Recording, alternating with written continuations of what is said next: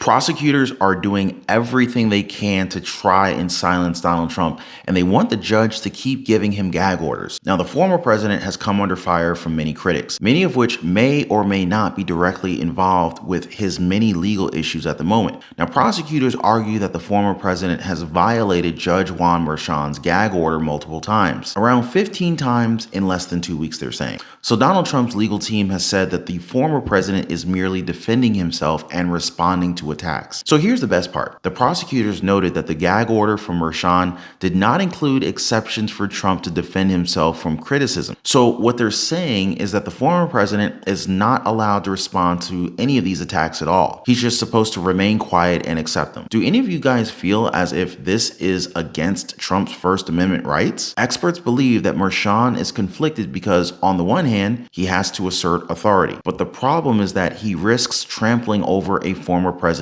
rights to do it.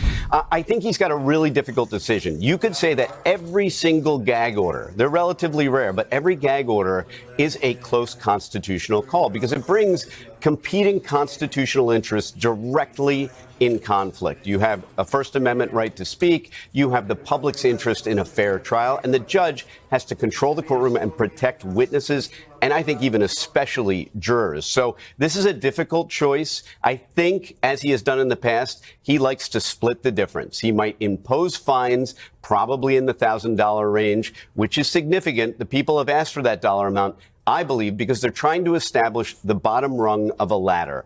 And in incremental ways, that's how sanctions work, they will eventually get to the end of the ladder if they need to, which is, as crazy as this sounds, incarcerating the president to punish him for violating a gag order. All right. Meanwhile, back to the testimony, David. Now, before we really get into this, guys, all I ask is that you guys take 1 second, hit the like button for the video. I totally appreciate you guys.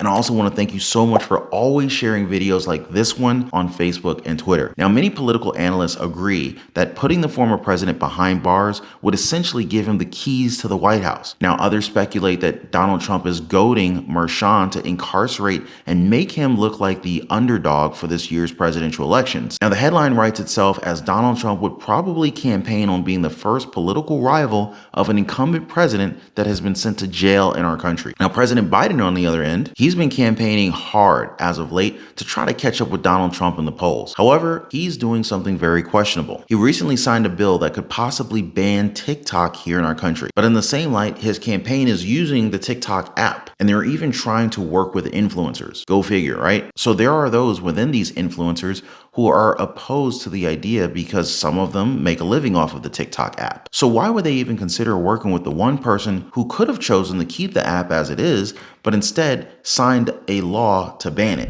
It's a revolt led by youngsters. Stop the ban. Teens and young adults across the nation are rising up to save TikTok. Stop trying to ban TikTok. An army of young TikTok rebels are taking a break from viral dance crazes and challenges and coming together to stop the government from taking away their favorite social media platform. You do you, I do me, and you leave my First Amendment right out your business. They're using their phones to actually make phone calls to members of Congress. They've gotten these floods of telephone calls to their offices, mostly from high school kids and middle school kids. Do not ban TikTok. That's not acceptable. That's not acceptable. But politicians from both sides of the aisle say TikTok is dangerous, that its parent company is controlled by the Chinese government, giving them access to the personal data of TikTok's 170 million users in America. TikTok's parent company is beholden to the Chinese government. That concern about the info TikTok gathers. Its terms of service says it automatically collects geolocation-related data and browsing history of its users. Info parent company ByteDance would be compelled to share with the Chinese Communist Party under Chinese national security laws. Now, the obvious reason for Biden staying on TikTok is because younger voters are criticizing the president. The younger supporters that backed him up to 2020 might not feel the same way this year. This is because he's promised them student loan forgiveness, but couldn't provide it for everyone. There's also the huge concern from young voters who feel as if Bidenomics destroyed our economy. Robert Flaherty, deputy manager of Biden's re-election campaign, said that it would be silly for them to write off any place where people get information about the president. TikTok being one of the main news sources for young voters. But that then goes against what the White House has said about the app, calling it a possible national security risk. Now, some critics have called out this hypocrisy, while supporters say that the president can do what he wants with his campaign. And speaking of doing what he wants, President Joe Biden continues to blame Trump and MAGA Republicans for almost anything that's going wrong with our country. He also blamed the same people for the delay of sending billions of taxpayer dollars over to Ukraine, Taiwan, and Israel. The president said that the legislation is a reminder of what America can do when we come together despite our differences. He also says that our country bows to no one, especially not to Russian President Vladimir Putin. But in a quick turn of events, Senate Minority Leader Mitch McConnell said that this entire war between Russia and Ukraine, it's all Biden's fault. So McConnell stated that Biden withdrawing our troops from Afghanistan was the green light for Putin. So in this sense, McConnell is pinning all the blame on Biden. Donald Trump on his end, though, he says that none of these conflicts would be happening right now if he was in the White House instead of Biden. This is why many expect that the 2024 presidential elections will be filled with controversy. In Arizona, a state court judge ruled that their signature matching and Dropbox procedures, they will remain in place for November. Multiple right-wing groups filed cases to question the methods put in place in Arizona when it comes to voting. But during the 2020 presidential elections, 90% of the voters cast mail-in ballots. Now, the problem, though, is that it's believed that the county recorders